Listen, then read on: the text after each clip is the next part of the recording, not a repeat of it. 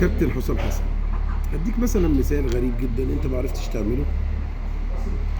لما فيريرا جه مسك الزمالك ما لقاش لعيب، جاب لعب 3-4-3 وجاب واحد اسمه حسام عبد المجيد كنا هنمشيه وخلاه يطلع يتقدم يتدربوا على الضربات الثابته وبقى يخلص لنا ماتشات.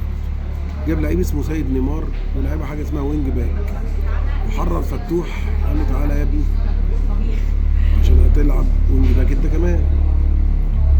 ومن الاخر يعني طور من سيف الدين الجزيري بقى يسدد من بره ال 18 نفس اللعيبه. اللهم ان كان زيزو بيلعب بزيزو امام عاشور وساعات يبدلهم وينزل اسمه دوت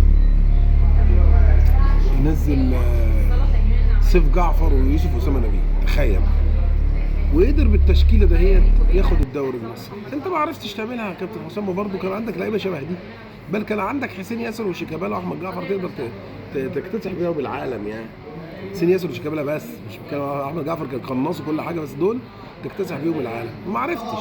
فهي الموضوع كله فكر. تخيل بقى لما حسام حسن يبتدي يراضي انديه وناس تانية. تخيل بقى مش بس هو فشل انه يحقق لقب، لا ده كمان بيراضي ناس تانية. فمحمد هاني ايه يا حبيبي؟ محمد هاني مستحيل. عندك محمد ابراهيم اللي طالع في الزمالك دوت بيعمل كل واجبات الباك رايت العالمي. خده بقى مع المنتخب يحتك في الماتشات الوديه مع اسبانيا بقى، يحتك مع السعوديه، يحتك مفيش. حرام عليك والله العظيم. يعني محمد اسماعيل اللي بيطلع بالكوره مفيش. بس هو واخد عبد المنعم ما بيلعبش حتى لو هو كويس. اولا كورته مش حلوه زي اسماعيل، بلس ان هو مدافع افضل مدافع في مصر يا سيدي، بس ما بيلعبش. فحته ان انت ده انا يا سيدي بلاش محمد ابراهيم.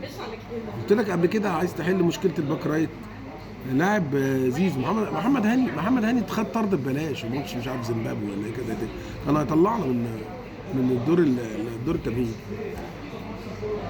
فكرة كلها ان كابتن حسام حسن مش قادر يوصل للتوليفة، بيحط الشكل التقليدي اللي هو كل العالم فأسك انك هتلعب صلاح ومرموش. في ايه؟ ما تحاول يعني حاول تقلب الترابيزة، حاول خلينا احنا احرجنا احنا كمان.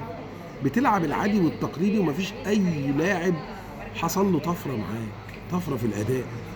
انا تعبان والله العظيم. يعني كل ما اجي افكر اكتشفت مين اللعيب المصري راكنه مش عارف اسمه ايه ده بتاع مصر المدافع وحش مش حلو. اما عنده حاجه بس مش حلو.